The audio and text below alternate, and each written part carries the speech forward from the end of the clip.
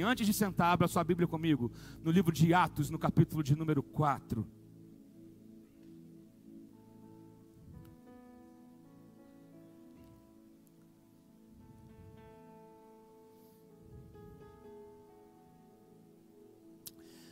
Livro de Atos dos Apóstolos, capítulo de número 4. Nós vamos ler do verso 1 ao 22.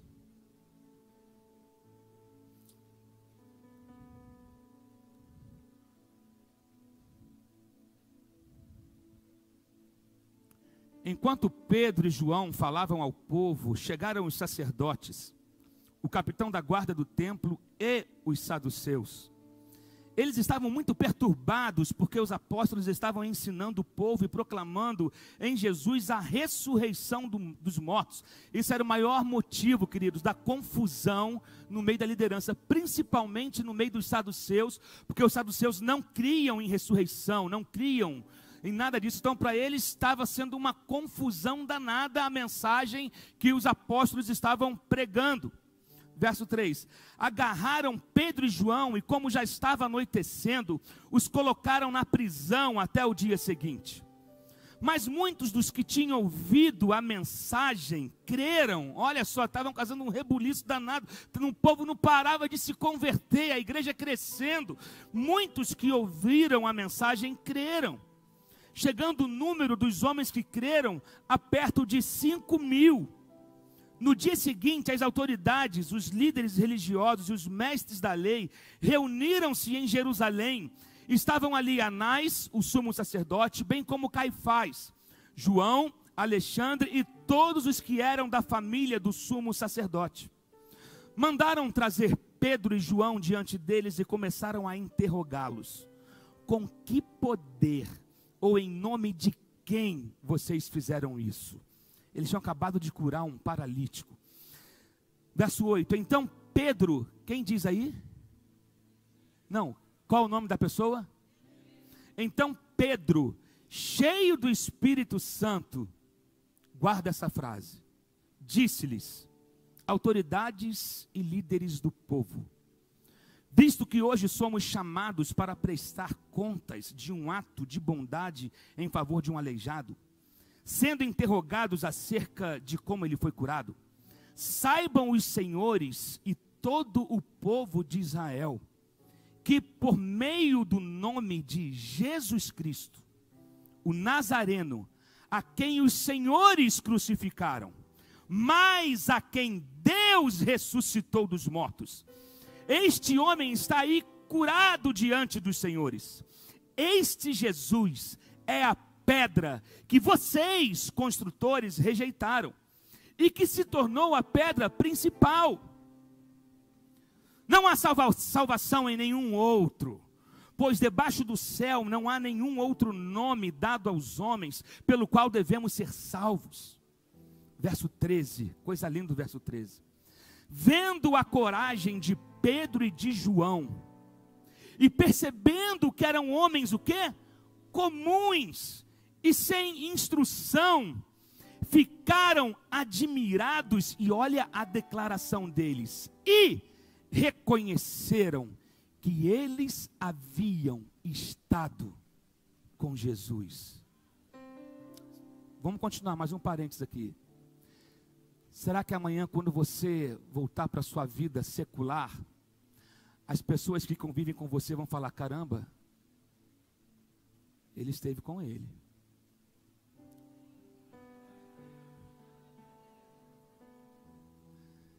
Eles olharam para aqueles e falaram, rapaz, eles estiveram com ele. Uau! E como podiam ver ali com eles, o homem que fora curado, nada podiam dizer contra eles. Assim ordenaram que se retirassem do sinédrio e começaram a discutir, perguntando, o que faremos com esses homens? Todos os que moram em Jerusalém sabem que eles realizaram um milagre notório e que não podemos negar. Todavia, para impedir que isso se espalhe ainda mais entre o povo, precisamos adverti-los de que não falem com mais ninguém sobre esse nome. problema deles era com Jesus. Então, chamando-os novamente, ordenaram-lhes que não falassem, nem ensinassem em nome de Jesus. Mas, verso 19, qual é o primeiro nome aí? Mas Pedro e João responderam: julguem os senhores mesmo, se é justo aos olhos de Deus, obedecer aos senhores e não a Deus. Pois não podemos deixar de falar do que vimos e ouvimos. Depois de mais ameaças, eles os deixaram ir. Não tinham como castigá-los, porque todo o povo estava louvando a Deus pelo que acontecera.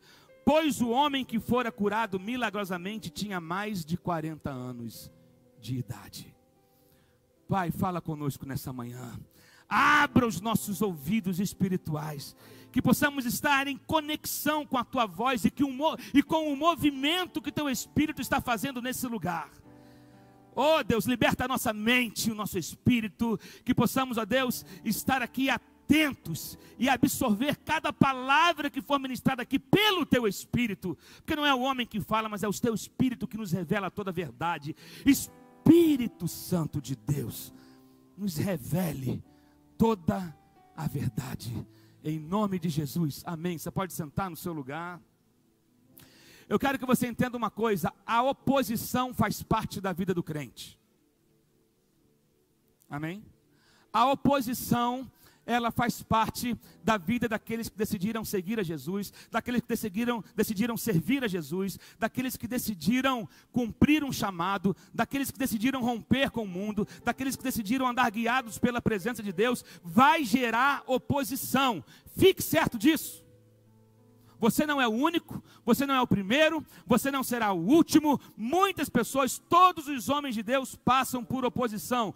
Todos aqueles que decidem, por exemplo, fazer uma guinada na sua vida, vão enfrentar resistência, vão enfrentar palavras contrárias, vão enfrentar palavras de desânimo, vão enfrentar afrontas, calúnias. Isso faz parte do pacote, meu irmão. Mas da mesma maneira que isso faz parte do pacote, a glória de Deus, ela cobre tudo isso. O favor de Deus cobre tudo isso. A presença de Deus, nada se compara a isso. Os religiosos ali, os líderes daquele povo, eles não tinham tanto problema com um milagre. O poder de Deus, ele não vai trazer muito problema. As pessoas não têm problema com o milagre. As pessoas buscam milagre, as pessoas querem milagre, as pessoas iam atrás de Jesus por causa dos milagres. As pessoas começaram a ver os discípulos fluírem na mesma unção que Jesus fluiu, operando milagres, curando enfermos, e isso não trazia incômodo, porque as campanhas de milagre não trazem incômodo. As correntes para milagre não trazem incômodo. A campanha para a prosperidade, ela não traz incômodo. A campanha para a cura divina e para os 7 pulos de Naamã não trazem incômodo. Então, quando se fala de milagre, se eu perguntar aqui quantos querem milagre, todo mundo vai levantar a mão, todo mundo quer, todo mundo precisa de um milagre. Só que tem o seguinte: a mensagem incomoda. O milagre não, mas a mensagem sim. Porque a mensagem do Evangelho, ela confronta. A mensagem do Evangelho, ela é como o espinho no ninho da águia. Nos filhotes. Conforme eles vão crescendo, o espinho eles vão ficando pesadinho e o ninho começa a ficar incomodado. A mensagem, ela faz isso com a gente. Ela nos espeta para que a gente possa crescer. Ela espeta na gente, ela causa certos incômodos para provocar uma mudança na nossa vida. Tem uma frase que é muito usada dizendo que a verdade dói. Eu não creio nessa frase, a verdade não dói, a verdade liberta. E às vezes esse processo de libertação, ele pode ser doloroso, mas ele é libertador. Ele é libertador. Então, os líderes estavam incomodados com a mensagem que eles estavam pregando. Diz aqui que eles ficavam perturbados por porque os apóstolos estavam ensinando ao povo e proclamando em Jesus a ressurreição dos mortos, e eles estavam incomodados com isso. Essa mensagem trazia um incômodo, e a mensagem era que só Jesus tem o poder de trazer de volta à vida aquele que está morto. Só Jesus tem o poder de mudar a vida do ser humano, porque uma coisa era Jesus operar os milagres enquanto ele estava ali vivo, em carne, no meio deles, porque haviam curandeiros na época, haviam muitas outras feiticeiros que também faziam milagres. Então, enquanto aquele que Jesus estava presente ali em carne, eles, toleravam, mas o problema ficou complicado depois que Jesus morre e ressuscita e é levado aos céus, e ainda o nome dele continua. Aí que negócio fica complicado. Como é que vocês podem ainda fazer isso tudo e em nome dele? E o problema era esse, é que se essa mensagem fosse difundida, se essa mensagem fosse espalhada, toda a estrutura religiosa daquela época se viu ameaçada por conta disso. A gente vai perder o nosso business, a gente vai perder o controle sobre o povo, porque a religião manipula, mas o evangelho liberta.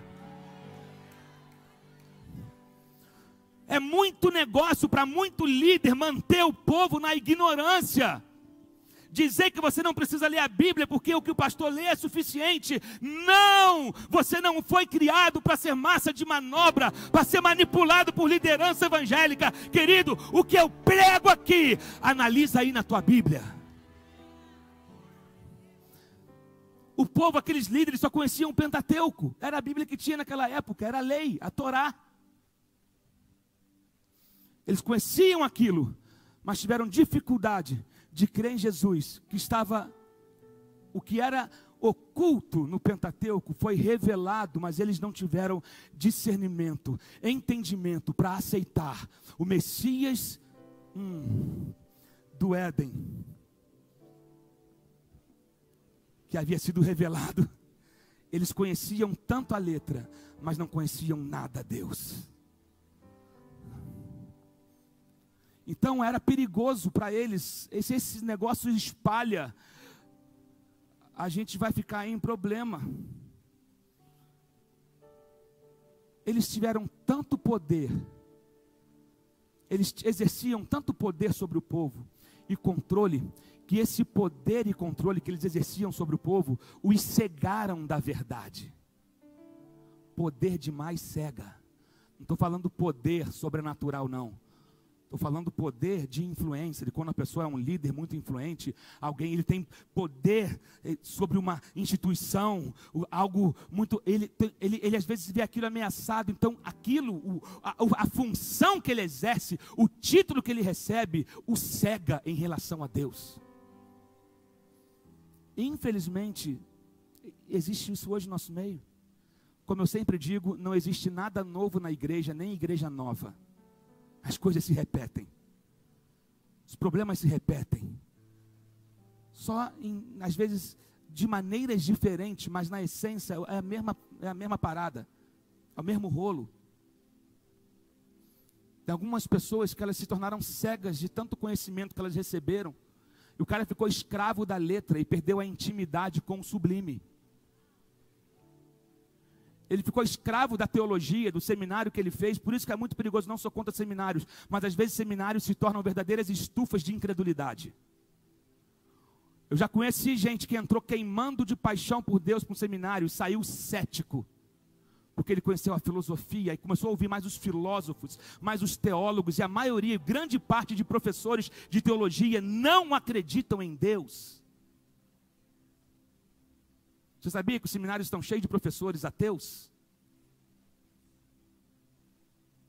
Não estou generalizando, mas estou dizendo de algo que é verdade e que eu tenho acesso a isso, a gente constata isso. Porque um dia creram, mas ficaram cegos pelo poder, pelo conhecimento. Por isso que a Bíblia vai falar que a letra mata. Então, precisamos trazer a nossa mente e dizer o seguinte: Senhor, nenhuma posição vai me cegar da tua verdade. Amém? Você pode dizer isso aí? Nenhuma posição, nenhum estudo, nenhum seminário, nenhum título que eu venha receber vai me cegar da tua verdade, porque a tua verdade é que me libertou, é pela tua verdade que eu estou aqui hoje, é porque eu fui alcançado por ti, e eu abro mão. Por isso que Paulo vai dizer lá em Filipenses: eu decidi considerar tudo que eu vivi até hoje como esterco, porque eu quero conhecer a Cristo e o poder da sua ressurreição.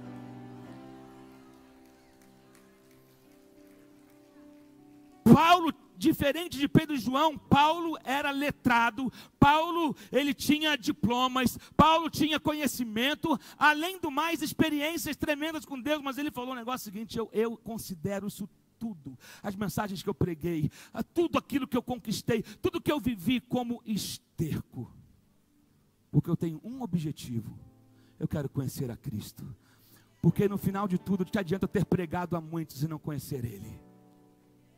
Você conhece a Cristo? Ou você conhece somente um sermão que fala sobre Ele? Pastores que pregam sobre Ele? A parada é o seguinte: você conhece a Cristo? Você conhece o poder dEle? Ou você conhece o Jesus do quadro, com a cara sublimando?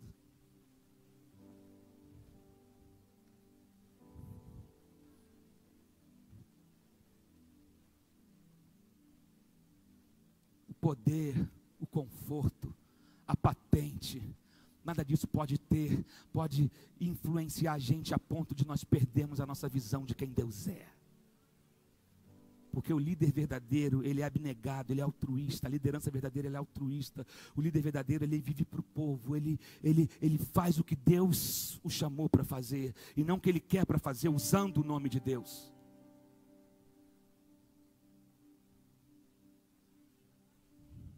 Estavam preocupados em manter suas posições de influência sobre o povo, sabe? Porque havia, né, como eu já disse, a preocupação: como é que pode uma parada que começou com 12 caras, Bjork, 12 caras esquisitos, pescadores, o outro fiscal da Receita, Mateus, né, cobrador de imposto, o outro, uma série de coisas, homens que... Só que essa parada está crescendo, cara. Depois chegou a 120, cento e poucas pessoas ali no cenáculo. E aí o Espírito Santo vem sobre eles. E só naquele dia 3.000 pessoas já se converteram. E agora aqui esses caras aqui já 5.000 pessoas. Nesse contexto aqui, já, alguns livros, alguns teólogos vão dizer que já estavam chegando a 10.000 cristãos ali, 10.000 crentes. Então tinha que causar mesmo preocupação naquela liderança. Cresceu, estava crescendo de uma maneira absurda. Então eles ficaram preocupados e trouxeram eles para meio que para arguir eles, para arguí-los. O que é isso que vocês estão fazendo? E Pedro podia muito bem chegar e falar: não, Deus curou esse homem, apenas isso. Deus curou, vocês não acreditam em cura? Deus não cura? Deus deixa, a gente está do mesmo lado, a gente está do mesmo time, eu não quero causar confusão. Vamos deixar isso para lá, né? Pedro podia, né, chegar e falar: não, a gente não quer confusão, deixa quietinho. Só, Deus curou, foi Deus que curou. Mas Pedro foi tomado por uma ousadia.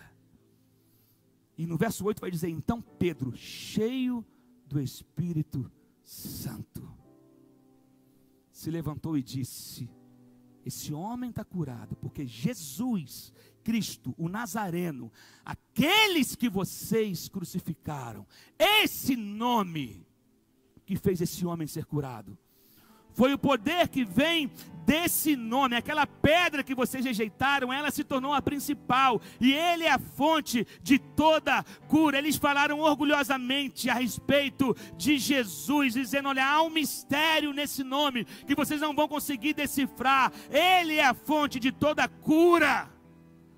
E é isso que os líderes odiavam e temiam, porque se eles aceitassem que Jesus realmente havia realizado aquilo, eles teriam que reconhecer o seguinte: que Jesus tinha ressuscitado dos mortos. Para eles era um escândalo. Eles aceitando que o nome de Jesus havia curado aquele homem, era ter que dar o braço a torcer para reconhecer que Jesus realmente havia ressuscitado dos mortos, que o nome dele havia poder. Eles não queriam isso. Eles teriam que ter que reconhecer também que Jesus era Deus. Eles tinham um problema com isso. Um problema grande é com a mensagem que Jesus pregava, com a alegação que Jesus fez, que ele era filho de Deus. Então isso causou um escândalo para eles. E eles teriam que reconhecer que eles perseguiram e mataram o Filho de Deus e o verdadeiro Deus entre eles. Por isso que eles tinham problemas com isso. Mas é interessante, como eu disse, que as pessoas na Bíblia, elas nunca tiveram um problema com o poder de Jesus, mas sempre tiveram um problema com a identidade de Jesus. O problema não era Jesus curar.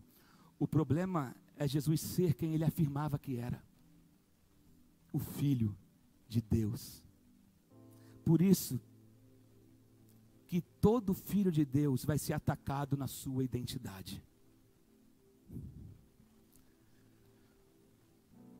O diabo tem problema, o sistema mundano tem problema em você afirmar a tua identidade. Por isso que você precisa saber quem você é.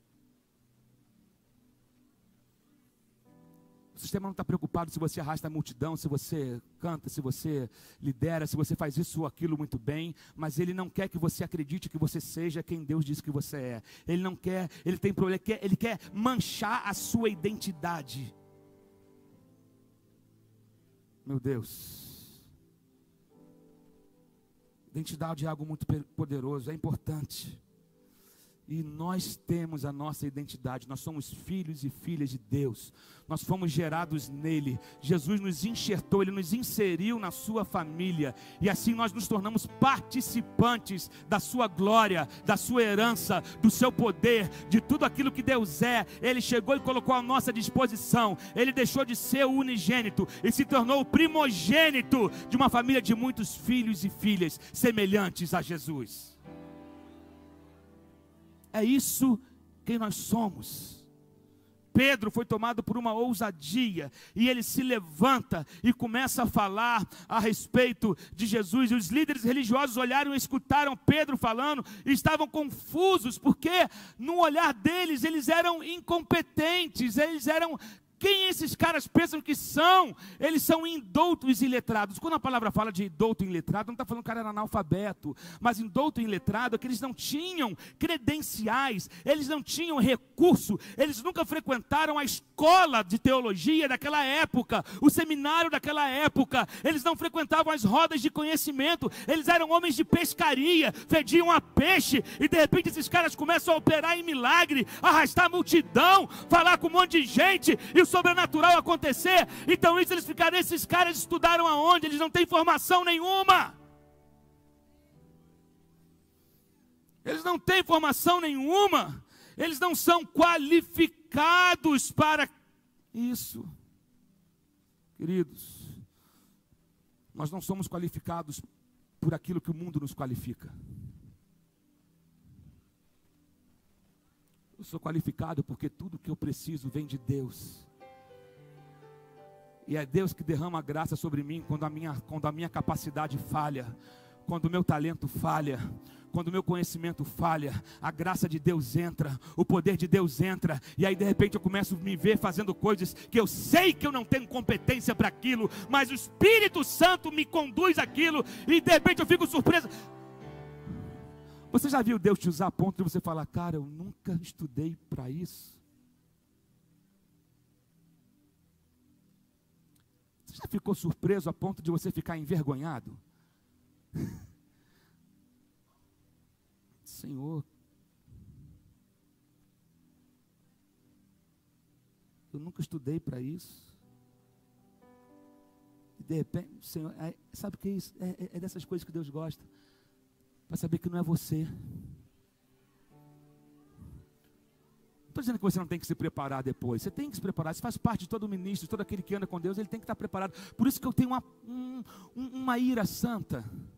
Quando eu vou chamar alguém para fazer alguma coisa, ela fala: não estou preparado. Dá vontade de perguntar: tem pecado, irmão?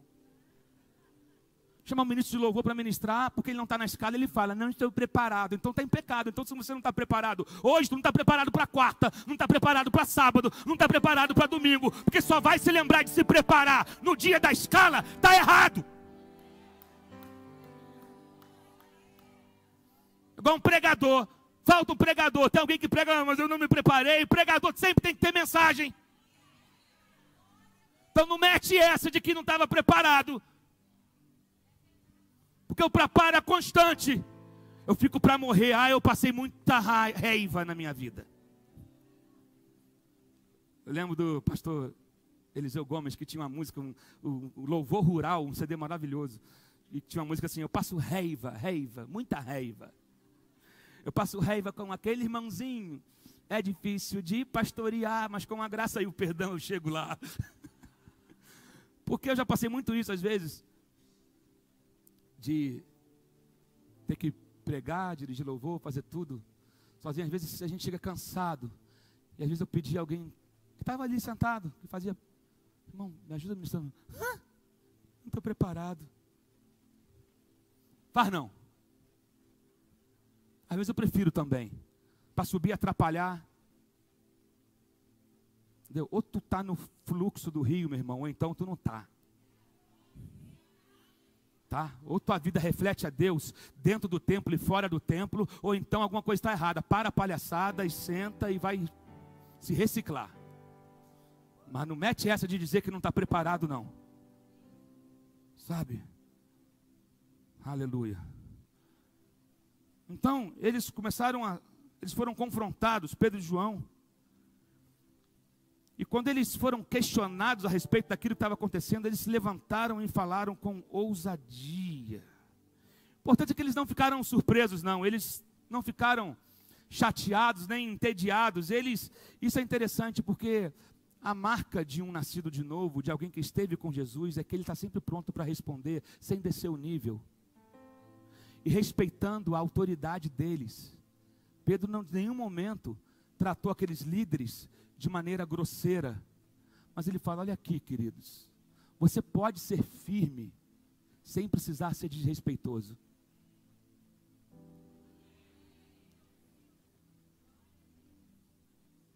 Sabe? Eles eram autoridades. Pedro os respeitava. Outra coisa, respeitar não significa abaixar a cabeça e concordar com tudo. Eles queriam que eles parassem de pregar. E Pedro falou: ô queridos, como que eu vou deixar de falar daquilo que Deus fez? Agora, o que eu vou agradar aos homens e não vou agradar a Deus? É impossível fazer isso. Eu não tenho como fazer isso, sabe? Eles foram falando com ousadia, com confiança. Eles podiam ter deixado para lá, mas eles não fizeram disso. Em vez disso, corajosamente eles levantaram e defenderam aquilo que eles criam. E eles foram avisados por Jesus que isso iria acontecer. Vocês vão enfrentar oposição por causa da fé de vocês. Vocês vão enfrentar resistência. Vocês vão enfrentar luta. Mas permaneçam firmes. Isso faz parte de tudo isso aí. A oposição, o levante. Mas vocês fiquem firmes. Agora, interessante que o mesmo homem, aqui no verso 8 ainda, quando diz que então Pedro se levanta e começa a falar, não é a primeira vez que Pedro é arguído acerca de Jesus. Era o mesmo Pedro, mesmo comportamento, mesmo temperamento, mesma túnica, mesma sandália, talvez a mesma barba. Não tinha, né? Hoje tem barbershop. Era o mesmo Pedro. Só que dessa vez ele se comporta de maneira diferente, porque um tempo atrás, quando ele foi arguído a respeito de Jesus, você lembra que ele negou Jesus? Ele teve medo de ser pego, de ser torturado. Ele teve medo e as pessoas reconheceram, tinham falado naquela fogueirinha famosa que a gente conhece, e chegaram: você andou com ele. Não, eu não conheci, não conheço não, você andou com ele, seu sotaque é como o dele, seu comportamento é como o dele, porque não dá, quem anda com Jesus pega o jeito. Você pode tentar viver longe, mas as pessoas vão falar: peraí, teu jeito é diferente, você fala como, o teu sotaque me lembra alguma coisa, sabe? Pedro tinha isso, mas naquele primeiro instante ele falou: não o conheço, e depois ele vai, sai, você sabe que ele chora amargamente, ele tenta desistir do ministério, e Jesus vai atrás dele. Mas eu pergunto, o que é que mudou aqui nesse Pedro?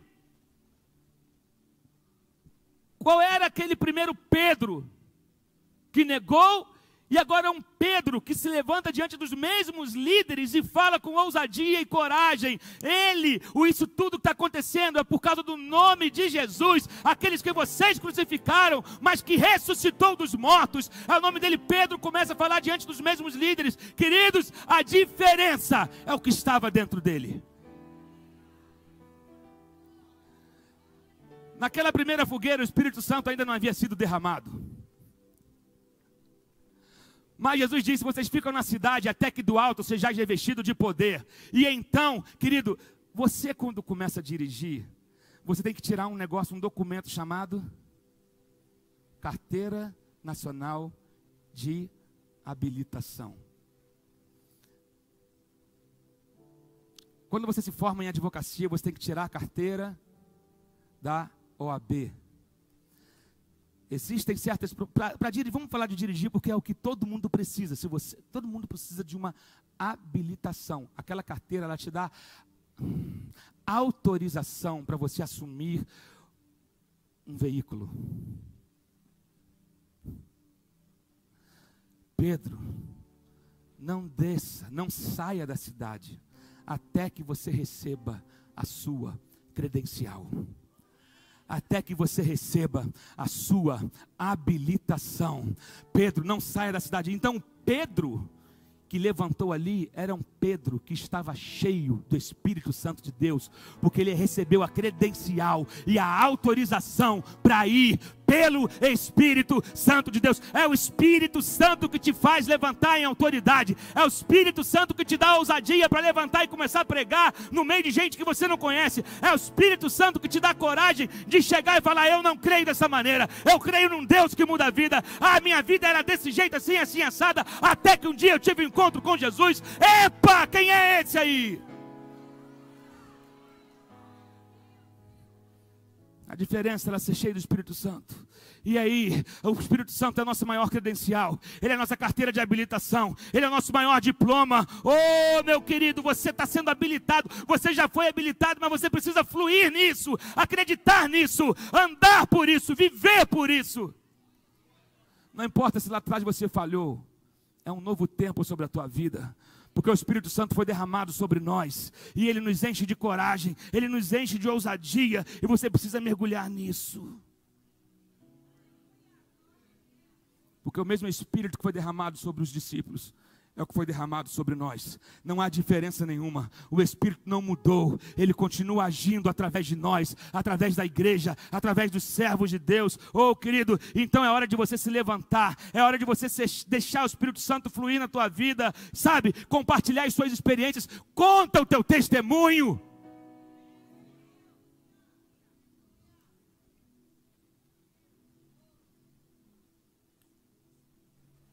Conta o testemunho.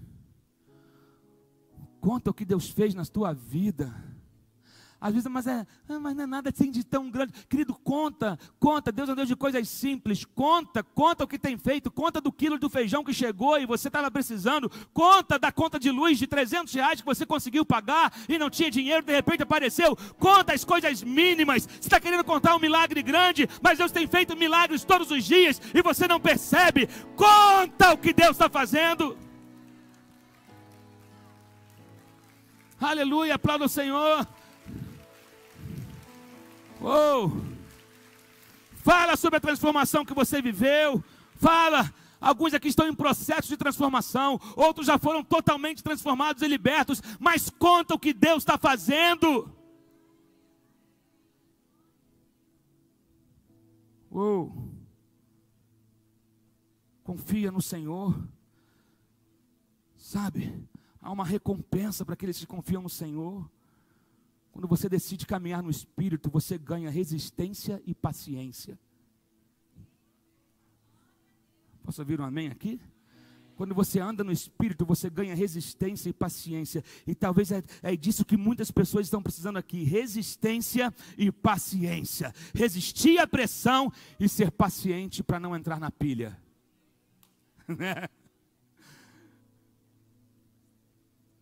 Deus está falando com alguém aqui. Comigo, em primeiro lugar. Resistência e paciência, meu irmão. Resista. Firme. E respira fundo e conta até 100. Paciência para você não descer no nível que o inimigo quer que você desça. Lembra que o diabo quer te levar para o campo dele, quer te descer para o nível dele. Você não vai vencer essa luta nos termos do diabo. Não desça. Deus está te acrescentando hoje resistência e paciência, sabe? Então, depois que você estiver formado, estiver resistindo e perseverante em paciência, Deus vai te dar o que prometeu. Hebreus 10, 35 e 36 vai falar sobre isso. Vamos ler o que diz Hebreus 10, 33, 35 e 36. Olha o que diz. Por isso, não abram mão da confiança que vocês têm. Ela será ricamente recompensada. Vocês precisam perseverar, de modo que, quando tiverem feito a vontade de Deus, recebam o que Ele prometeu. Você podia ter glorificado a Deus. Eu vou repetir para tu dar um glória a Deus depois. Fala assim para o seu irmão do lado, assim, ó, vamos ficar junto aqui, conectado nessa parada. Eu e tu aqui, olha só, olha só. Olha só, isso aqui, olha só, quem quer receber a promessa? Você já ouviu falar na expressão o pulo do gato, não já? O que é o pulo do gato? É o segredinho que ninguém te conta. Tu está fazendo aquela prova, tu está fazendo aquele teste, quer aprender a mexer naquela máquina. Você sabe que tem gente que sabe e não te passa o segredo.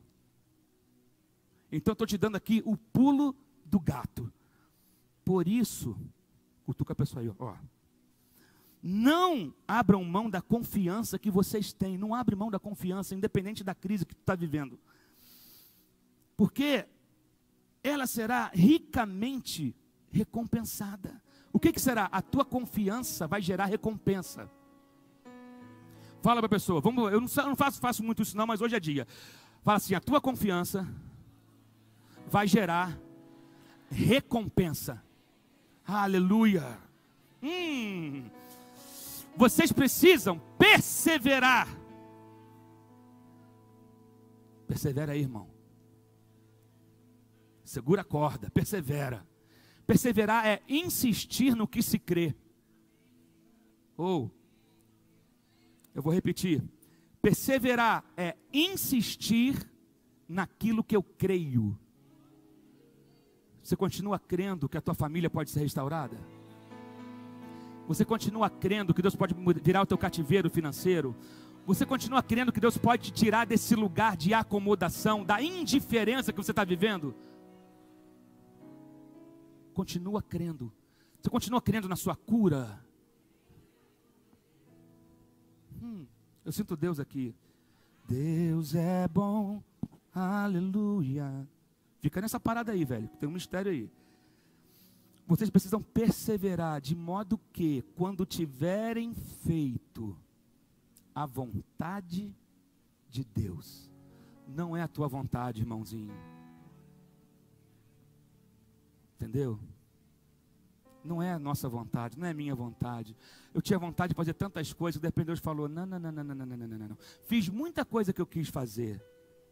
Deus concedeu vários desejos do meu coração. Mas Ele permitiu, falou, viu só, eu posso fazer, mas agora vem cá.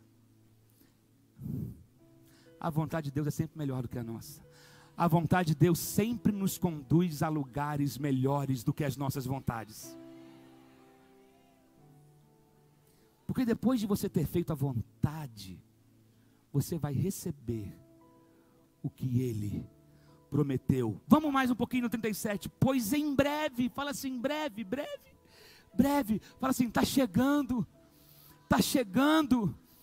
Eu vou falar até em inglês, para que se tiver alguém assistindo, is on the way.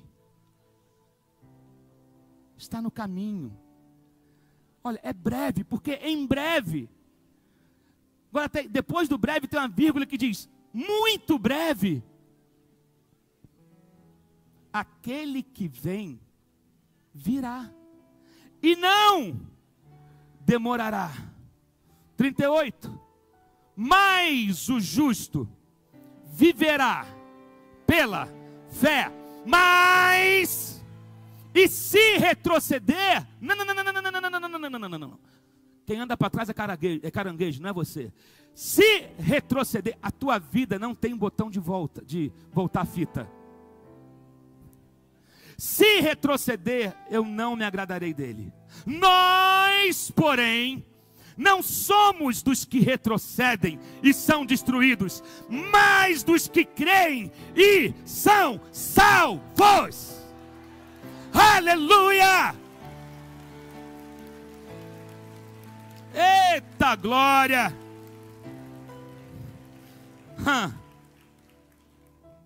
Eles chamaram os apóstolos de volta. Olha, eu não quero que vocês falem mais desse nome. A gente vai deixar vocês irem embora. Mas eles disseram, não podemos obedecer vocês. Não podemos deixar de falar do que ouvimos. Nós vamos perseverar nisso. Nós vamos insistir naquilo que nós cremos. Eu não vou abrir mão da minha fé, porque o sistema está mandando. Eu não vou abrir mão da minha fé, porque senão no trabalho vou correr o risco de ser mandado embora. Eu não vou abrir mão da minha fé, porque estão fazendo pressão na minha família. Eu não vou abrir mão da minha fé, porque os amigos estão tentando dizer que eu virei brega, que eu estou voltando, que eu estou... Não, eu não abro mão. Eu insisto em crer que eu sou nova criatura e que as coisas velhas já passaram. E eu não vou abrir mão do que Deus tem feito, do que eu vi, do que eu experimentei. Eu não vou abrir mão. Aleluia, aleluia. As lutas que nós passamos produzem em nós resistência. E a resistência produz o caráter. E o caráter produz a esperança. Então, vamos em frente. Vai ficando em pé no seu lugar. Vai ficando em pé no seu lugar.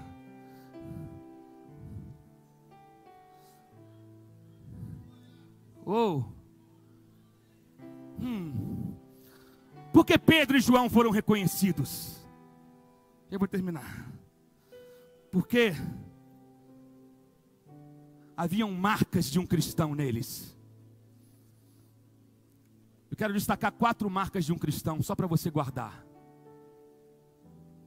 As 4 marcas de um cristão são carisma, caráter, conteúdo e compromisso. Deus é bom. Aleluia. Deus é bom. Deus, levante as suas mãos e comece a glorificar a Deus. Aleluia. Deus está aliviando a tua pressão hoje. Deus está aliviando a tua carga hoje. Deus está trazendo resistência sobre a tua vida. Deus está te revestindo hoje de uma força que você não conhecia. Resistência que vai gerar paciência. Resistência que vai trazer, vai mudar o teu caráter, que vai produzir perseverança, que vai trazer a esperança. E você vai começar a navegar em um novo nível, a fluir em Deus em um novo nível. Não cale, não feche a tua boca. Vai e prega, vai e anuncia, vai e testemunha do que Deus tem feito na tua vida. Testemunhe o que Deus tem feito na tua vida. Porque Deus é bom. Porque Deus é bom. Porque Deus é bom. Começa a fluir, né, meu irmão? Começa a fluir. Aleluia. Deus é bom. Vem, Danilo. Deus.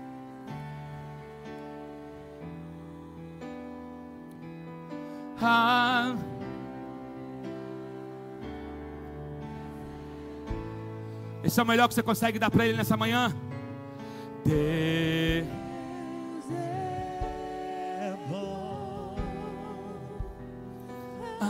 Aleluia. Deus é bom. Deus é bom. Aleluia. Deus é bom.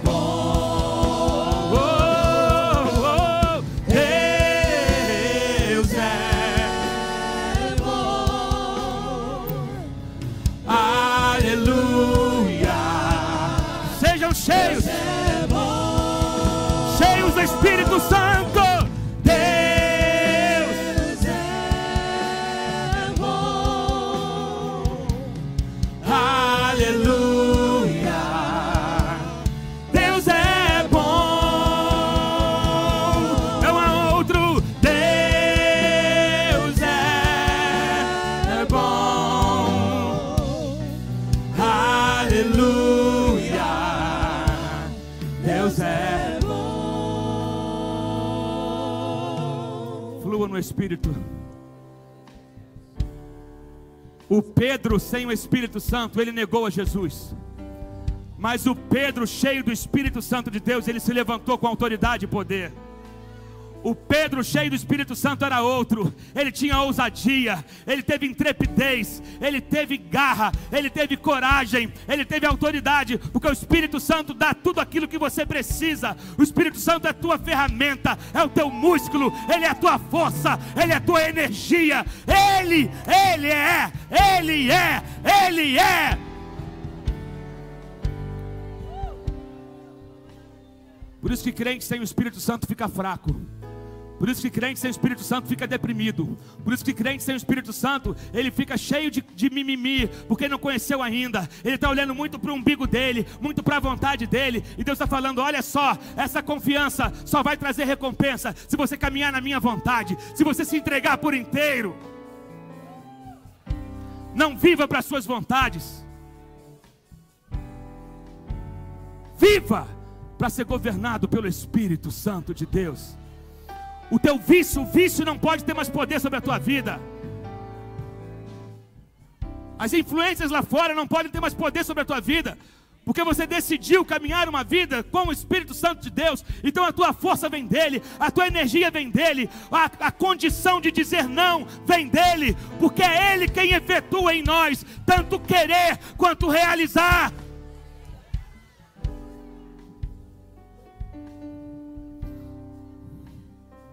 Que Pedro é esse? Pedro deu carteirada, mas não uma carteirada de papel, uma carteirada de vida. Eu fui habilitado, eu fui ativado pelo Espírito Santo de Deus. Ele desceu sobre mim, então eu posso ir. Eu estou legalizado, eu estou autorizado a fluir, a falar por Ele, a agir por Ele, porque Ele habita em mim. Aleluia! Estou com vontade de emendar, pregar até 5 da tarde, emendar com o culto das 7h30, e a gente fazer um reboliço aqui. Mas se eu fosse você, eu não perdi o culto de hoje à noite. Ou às 5 da tarde ou às 7h30 você tem que estar aqui. Deus tem algo para continuar falando nessa noite, aqui nesse lugar. E se eu fosse você, eu não perdia por nada, eu trazia um visitante. Meu irmão, deixa a preguiça de lado, deixa... Eu vou interromper agora, porque você precisa almoçar, seu filho precisa almoçar. Tem gente que quer ir no banheiro, estou ligado. Mas à vontade, eu sinto mover aqui nessa manhã diferente. Eu sinto um negócio aqui, sabe? Vontade de pular e sair. Que Deus te abençoe. Que Deus te leve em paz. Pedro antigo passou. Você foi cheio do Espírito Santo hoje. Não importa que você negou lá atrás. O que importa é que começa agora. O que importa é que você é nova criatura. Você é uma nova pessoa. Então vai fluir. Vai fluir. Vai fluir. Vai fluir. Vai fluir. Vai fluir. Que Deus te abençoe. Tenha um ótimo domingo em nome de Jesus.